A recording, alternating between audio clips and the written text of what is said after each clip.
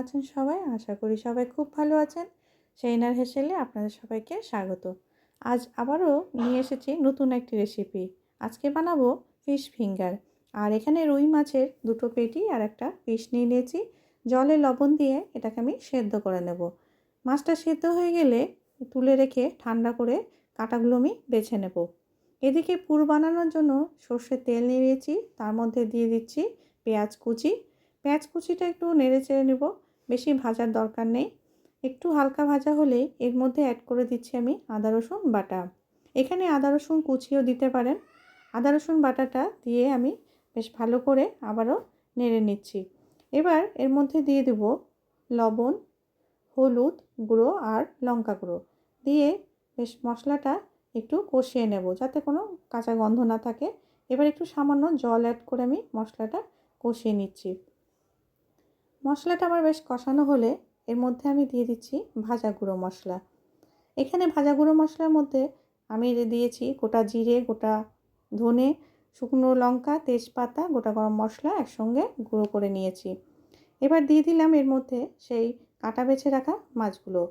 মাছটা দিয়ে বেশ ভালো করে এইভাবে মশলার সাথে আমি মাখিয়ে নিচ্ছি। এইরকম পুরটা রেডি করতে খুব একটা সময় লাগবে না, খুব তাড়াতাড়ি হয়ে যাবে।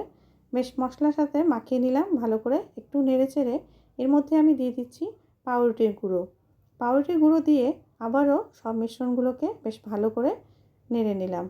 বেশ ভালো করে এইভাবে মাখিয়ে মাখিয়ে আমার পুরটা বেশ রেডি হয়ে গেছে। এবার আমি একটা প্লেটে ঠান্ডা হওয়ার জন্য তুলে রাখলাম। এবার একটি বাটিতে আমি 2 চামচ নিয়ে নিয়েছি ময়দা আর 2 চামচ কর্নফ্লাওয়ার। এবার এর মধ্যে দিয়ে দিচ্ছি একটু সামান্য গোলমরিচ গুঁড়ো আর সামান্য একটু লবণ দিয়ে এটাকে আমি একটা ব্যাটার বানিয়ে নেব। আর এখানে নিয়ে নিয়েছি আমি পাউরুটির গুঁড়ো, আর তার মধ্যেও সেম একটু লবণ আর গোলমরিচ দিয়ে বেশ এইভাবে মাখিয়ে নিলাম।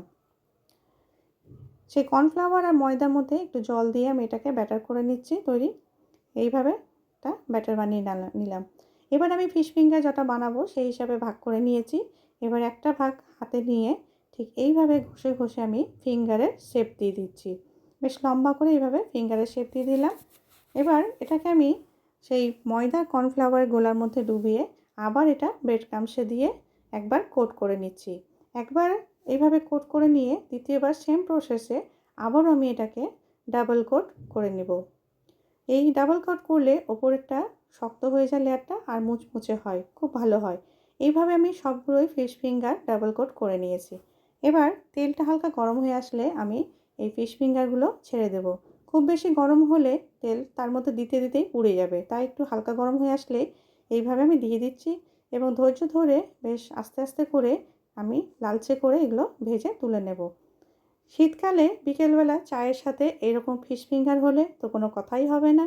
আপনারা অবশ্যই বানিয়ে ফেলুন খুব তাড়াতাড়ি এবং আমাকে জানাবেন কেমন হয়েছে। আমার ভিডিওটি ভালো লাগলে লাইক, শেয়ার, কমেন্ট করবেন। আর চ্যানেলটি সাবস্ক্রাইব করা না থাকলে সাবস্ক্রাইব করার অনুরোধ রইল। ভালো থাকবেন, সুস্থ থাকবেন। ধন্যবাদ।